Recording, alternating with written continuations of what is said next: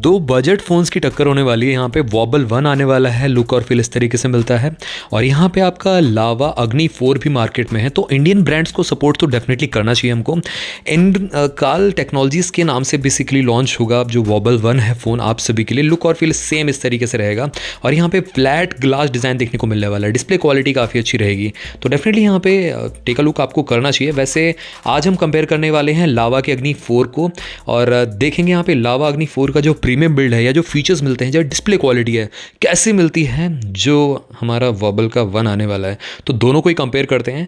यहाँ पे peak brightness की बात करें, सनलाइट विजिबिलिटी की बात करें, कैमरा की बात करें, परफॉर्मेंस की बात करें, सब कुछ A to Z यहाँ पे हम लेने वाले हैं side by side on paper specifications.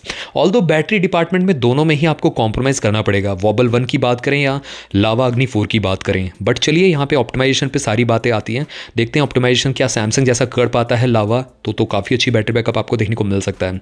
तो चलिए कंपेयर करते हैं। वैसे आप चैनल पे पहली बार आए तो चैनल को सब्सक्राइब कर सकते हो, बेल आइकन कॉल कर सकते हो, साथ में आप हमारे टेकपॉक चैनल को भी टेलीग्राम पे ज्वाइन कर सकते हो जहाँ पे हम बहुत ही कमाल की डील डालते रहते हैं।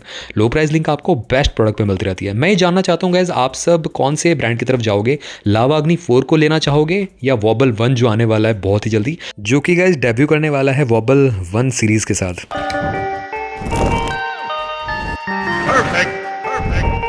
यहाँ पे वॉबल 1 और लावा अग्नि 4 की मैं थोड़ा सा बात करूँ आप सभी से, तो दोनों ही बहुत ही जल्दी देखने को मिलेंगे आपको। वॉबल 1 जो है बेसिकली आप समझ लो एसर ZX Pro जो था ना, उस तरीके से ही रीब्रांडेड लग रहा है।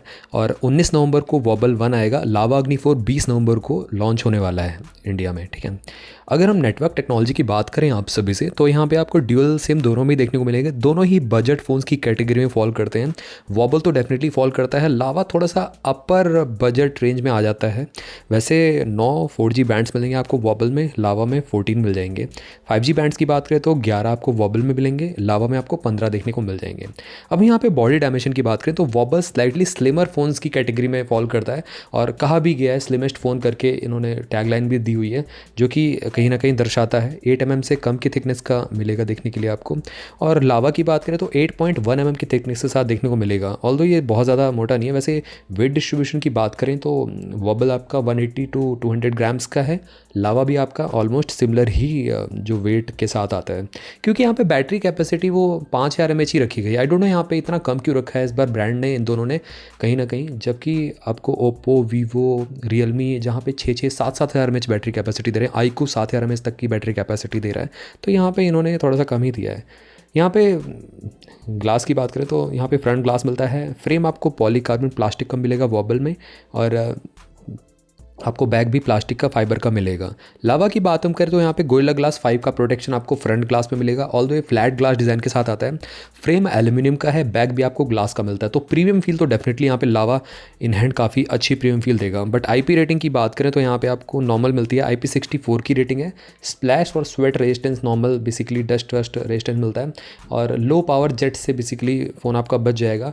हैवी रेडिंग वेडिंग मत यूज़ करिएगा, वहाँ पे आप IP68 फ़ोन यूज़ कर सकते हो, बट ये वाले IP64 65 यूज़ नहीं कर सकते हो। डिस्प्ले की बात करते हैं यहाँ पे, ऑल्दो दोनों में ही आपको फ्लैट एमोलेड डिस्प्ले देखने को मिलती है और 120 हर्ट्ज़ का रिफ्रेश रेट है यहाँ पे दोनों में ही। बट वॉबल में आपको फुल HD प्लस रिजोल्यूशन मिलता है और लावा में आपको 1.5 के रिजोल्यूशन मिल जाता है, तो ये एक और मेजर डिफरेंस देखने को मिलता है।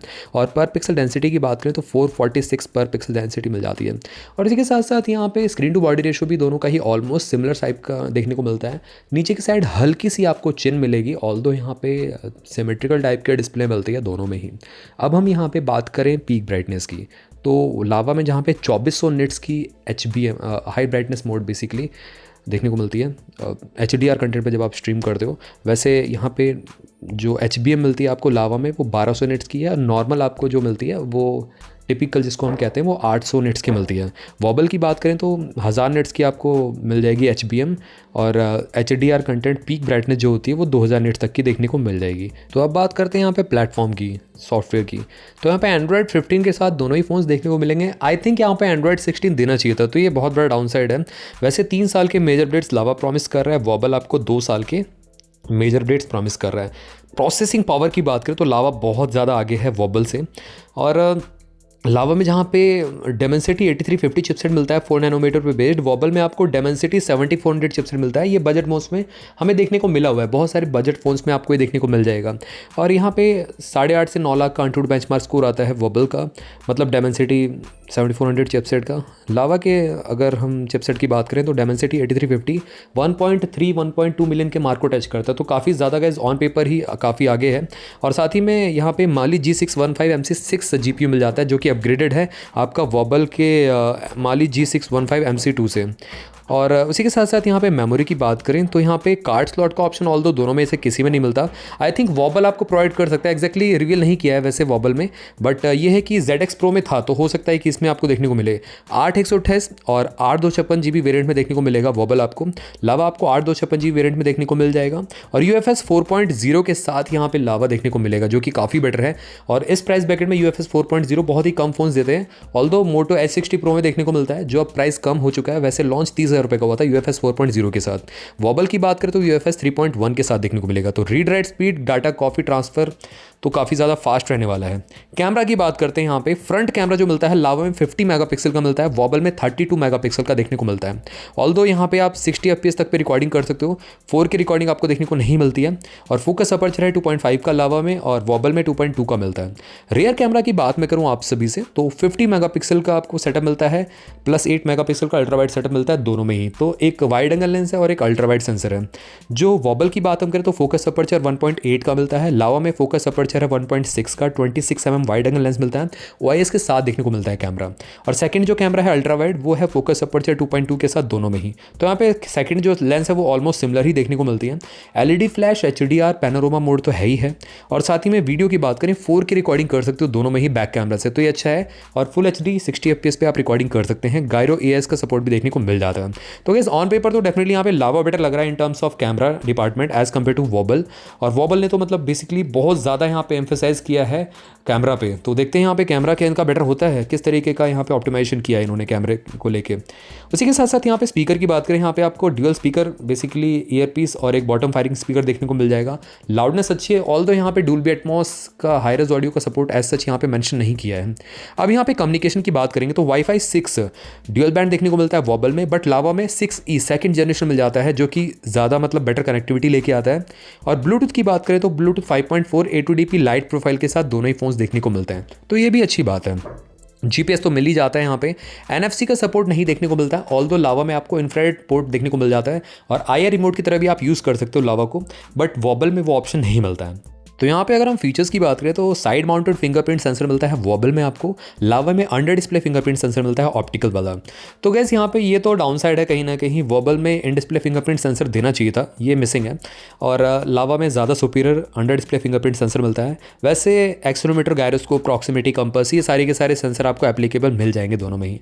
अब यहाँ पे बैटरी में कॉम्प्रोमाइज़ जरूर मिलेगा आपको, दोनों ही फोन्स में 5000 mAh की बैटरी कैपेसिटी दी गई है। और आई थिंक यहाँ पे ली पॉलीमर बैटरी का यूज़ किया गया होगा, सिलिकॉन कार्बन तो नहीं लग रही है मेरे को, क्योंकि 5000 mAh नॉर्मली आप फोन्स में देखते ही हो। वैसे 33 वॉट की वाइड चार्जिंग सपोर्ट करेगा वॉबल और लावा आपको 66 वॉट की वाइड चार्जिंग सपोर्ट करेगा। ऑल्दो यहाँ पे रिवर्स वायर्ड का ऑप्शन या वायरलेस चार्जिंग का ऑप्शन दोनों में से किसी में नहीं मिलता। प्ले टाइम आपके सामने है, video playback time factory testing पे बेसिकली ये कैलकुलेट करते हैं। अब हम यहाँ पे बात करेंगे प्राइसिंग और कंक्लूजन की। देखो सिंपल सी बात है, यहाँ पे वॉबल 1 जो है 15,000 रुपये के लगभग देखने को मिल सकता है और 15,000 रुपये में एमोलेड डिस्प्ले जो कि सुपर्ब है। और Redmi Note 14 SE भी आपको ऑलमोस्ट 12-13,000 रुपये की प्राइस ब्रैकेट में एमोलेड डिस्प्ले प्रोवाइड कर रहे हैं। तो गैस देखने वाली बात होगी कि वॉबल 1 का कैमरा बेटर रहता है या अदर फीचर्स बेटर रहते हैं as compare to Redmi। But वैसे अगर लावा से कंपेयर करें तो वॉबल तो बहुत पीछे है, इवन Redmi बहुत पीछे है, क्योंकि लावा प्रीमियम बिल्ड लेके आता है। दूसरा ये है कि यहाँ पे आपको ये कहीं ना कहीं प्रोसेसर बहुत ही बेटर मिलता है, जो कि अगेन वॉबल या आपका Redmi प्रोवाइड नहीं करेगा। तो यहाँ पे विनर तो स्ट्रेट अवे लावा ही है। ऑल्दो दोनों ही इंडियन ब्रांड्स हैं तो हमको अप्रिशिएट करना चाहिए और डेफिनेटली यहाँ पे एक बार ज़रूर ट्राई करना चाहिए। और लावा तो बहुत टाइम से चलता आ रहा है और बहुत अच्छा मेंटेन किया लावा ने अपने आप को, बट थोड़ा सा सॉफ्टवेयर अपडेट्स में तेज़ी ला दे और साथ में कस्टमर सपोर्ट बेटर कर दे तो बहुत ही अच्छा रहेगा कहीं ना कहीं। लावा अग्नि 3 कितना कमाल का फ़ोन था। तो डेफिनेटली यहाँ पे कैमरा को इंप्रूव करने की जरूरत है और साथ में software updates time to time provide करने की जरूरत है। आफ्टर सेल सर्विस को इंप्रूव करने की जरूरत है। एल्स तो लावा काफ़ी अच्छा फोन बन सकता है, काफ़ी अच्छा ब्रांड बन सकता है। तो गाइस ये था एक सिंपल सा कंपैरिजन। अगर आपका क्वेरी इन दोनों फोन से रिलेटेड कुछ भी रहता है तो जरूर आप मेरे से कमेंट सेक्शन पूछ सकते हो। चैनल को सब्सक्राइब करना मत भूलना, बेल आइकन को ऑल कर दो। मिलते हैं आप सभी से अगली वीडियो में, टिल देन बाय बाय।